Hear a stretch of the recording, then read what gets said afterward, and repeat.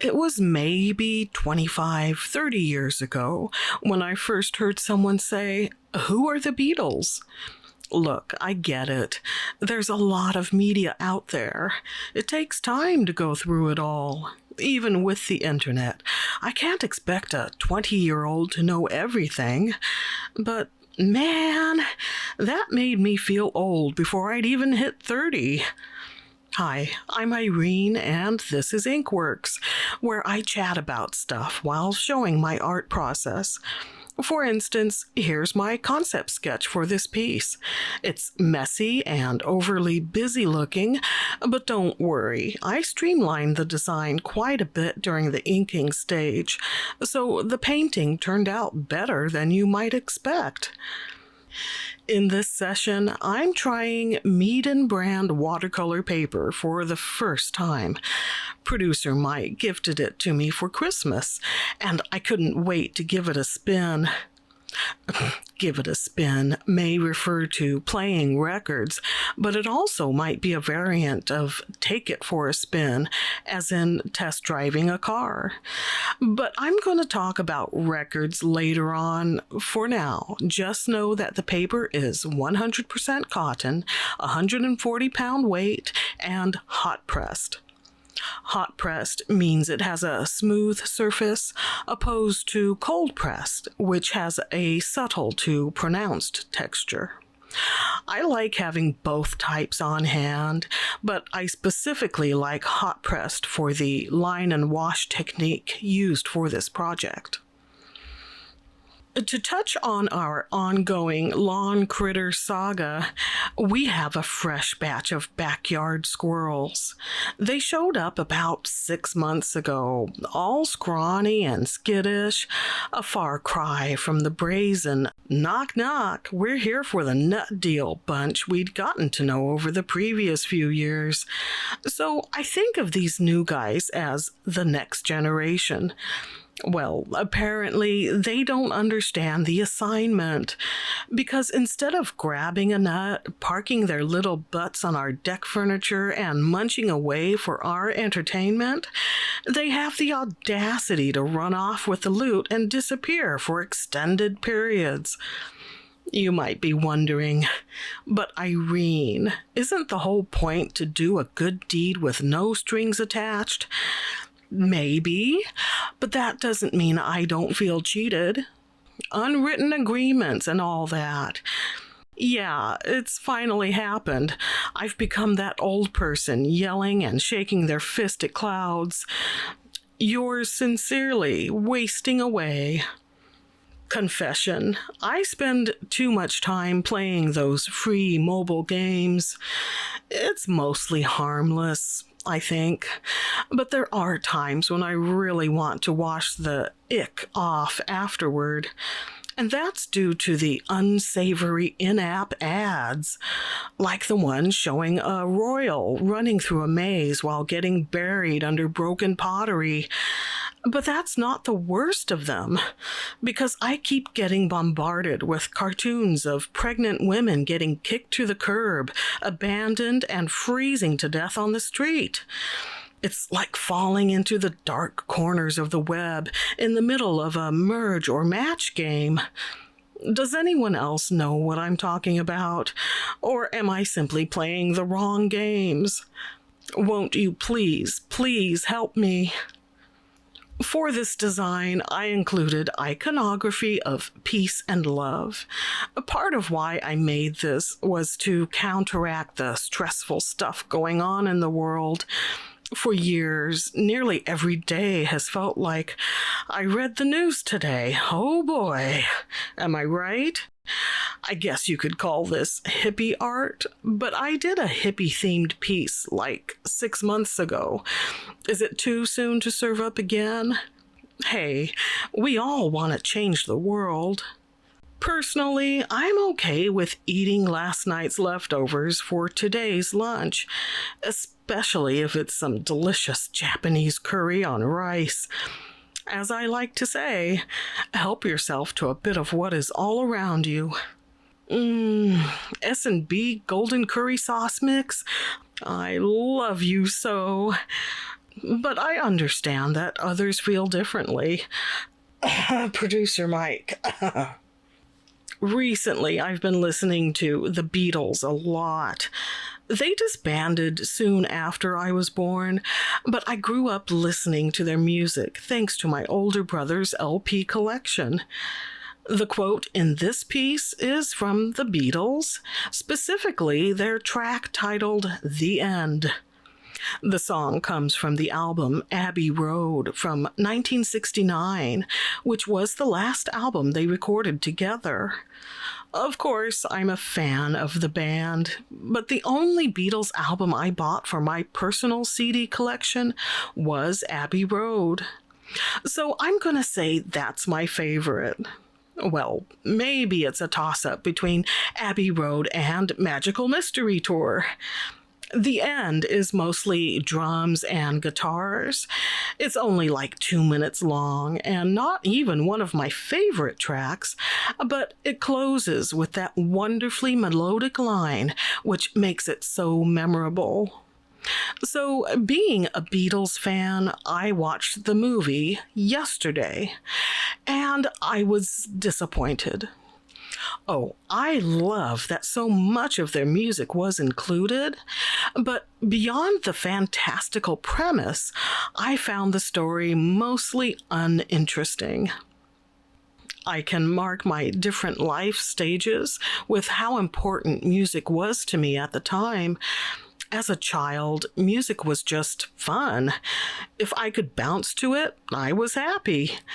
During my tumultuous teenage years, it was a vital emotional outlet and a lifeline. Musical curiosity and discovery continued through my 20s and 30s when I compiled a personal CD collection.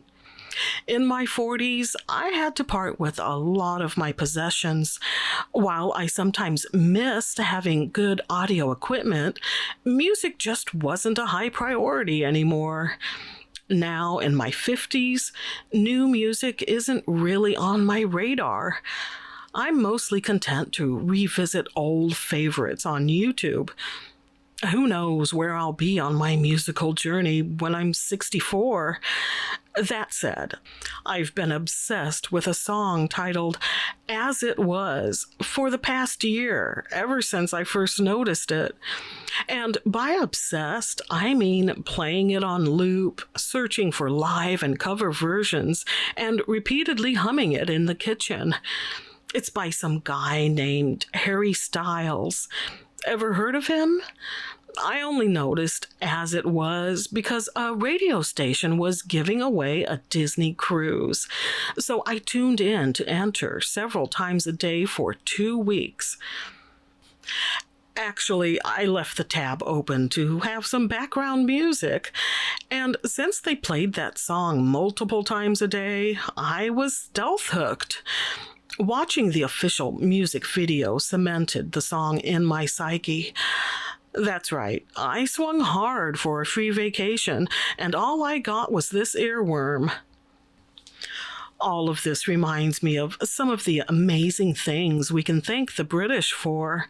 The Beatles and Harry Styles, sure, but also Afternoon Tea, J.R.R. Tolkien, Judi Dench, that Lost in the Pond guy, and the Beagles. That's Beagles with a G. Speaking of earworms, I recall when my older brothers bought the latest LP from Heart, Little Queen, in 1977. I was around 9 years old, and Mom kept yelling at them to stop playing the bungada bungada bungada so loudly. Well, I thought Mom was exaggerating. It wasn't until years later when I got into Heart and realized Mom was spot on, which just goes to show your mother should know, because that's exactly how the track Barracuda sounds. Bungada bungada bungada bungada. Mom's favorite song was Raindrops Keep Falling on My Head, but what she sang to us when we were little was You Are My Sunshine. She also sang the occasional Japanese song, but what I remember most were the traditional Japanese folk tales she'd tell us at bedtime. My favorite was the one about the crab, the monkey, and retribution. It wasn't until well into adulthood that I found a VHS video of Japanese cartoons telling those very same stories. Some people might say Japanese folk tales are brutal, but come on, have you ever read The Brothers Grimm? Several months ago, I played a reading of the fairy tale, The Juniper Tree, to help me fall asleep. Well, after hearing about a child getting decapitated, I went into a dream, only to wake up screaming in the early morning hours. When I say wake up screaming, it's more like a muffled "ah." Sure, in the dream, you're screaming, but what actually comes out isn't quite loud enough to wake someone down the hall, but it definitely wakes you up. How do I know this? Because it happened several times after breaking my arm last summer. Usually when I tried to sleep on the couch/futon because I couldn't get comfortable in bed. At least your partner has a good excuse to not come running. Because when it happens in bed and they just grunt and go back to sleep, ooh, hello, I'm awake now and have to get some stuff off my chest. I'm not sure which is worse, that or sleep paralysis. Wait, I take that back. Sleep paralysis is way worse. I've experienced it 6 or 7 times. The first was in my 30s. Luckily, I'd heard about sleep paralysis, so I wasn't overly frightened. Still, not being able to move and feeling as if someone was squeezing my hand did freak me out a little bit. On another occasion, it felt like the entire mattress was shaking, as if someone was rapidly pressing up and down on it. With one of the last episodes, I was on my side, and it felt like someone was pushing hard against my back, like trying to shove me across the bed. A couple of times I came out of it in tears. The last time I was able to get out by trying to scream, and I managed to make enough noise to wake both myself and producer Mike. It's now been several years without a sleep paralysis incident. Is now a good time to mention that one of my favorite Beatles songs is I'm So Tired? Definitely earwormy. Yeah, the White Album. Maybe that's my favorite Beatles record. Now I find I've changed my mind. So many good tunes. Back in the USSR, Dear Prudence, Glass Onion, While My Guitar Gently Weeps, Martha My Dear, Blackbird, the list goes on. As a kid, I thought there could never be a better song than Rocky Raccoon. Someone once told me the Beatles were overrated because not all of their songs were great. Okay, but that doesn't mean they weren't the best band to ever exist. And nothing's gonna change my world. I sounded like 10 years old there, but my point stands. It's time I revealed which Beatles song is my all-time favorite, and it's Strawberry Fields Forever. Impossible to dance to, but boy, does it put me in a groovy headspace. During my years in an online creative writing group, I tried my hand at lyric writing. I fancied myself the next Elvis Costello or Andy Partridge. The reality was, at best, middling poetry too pretentious for its own good. I kinda regret all the energy I spent on it. I mean, the Beatles got away with phrases like toe jam football, walrus gumboot, and mojo filter, so I probably needn't have tried so hard. Granted, very few bands can get away with that stuff. Love Tractor tried it on their Themes from Venus album. I dare anyone to make sense of the song I Broke My Saw. You've heard of Love Tractor? See, that's my whole point. In 1980, I was 12 years old. I don't think I really understood how huge it was when John Lennon was murdered. My older sister cried, though. She'd just gotten his new album, Double Fantasy, and we'd been hearing Just Like Starting Over, Watching the Wheels, and Woman all over the radio. Those are all really good songs, by the way. Like I said, I get it. The Beatles aren't for everyone. Some peeps are Stones fans. Others are ABBA-ites. I just can't imagine a world where the haters aren't in the minority. Oh, a double negative following the double fantasy. But it's all right. That is, I think it's not too bad. I'm happy to share this arting session. Did you recognize the Beatles lyrics sprinkled throughout this video? No prize, unfortunately, just bragging rights. Until next time, remember, if you're feeling down or simply lacking creative inspiration, try using a quote from a favorite song or film.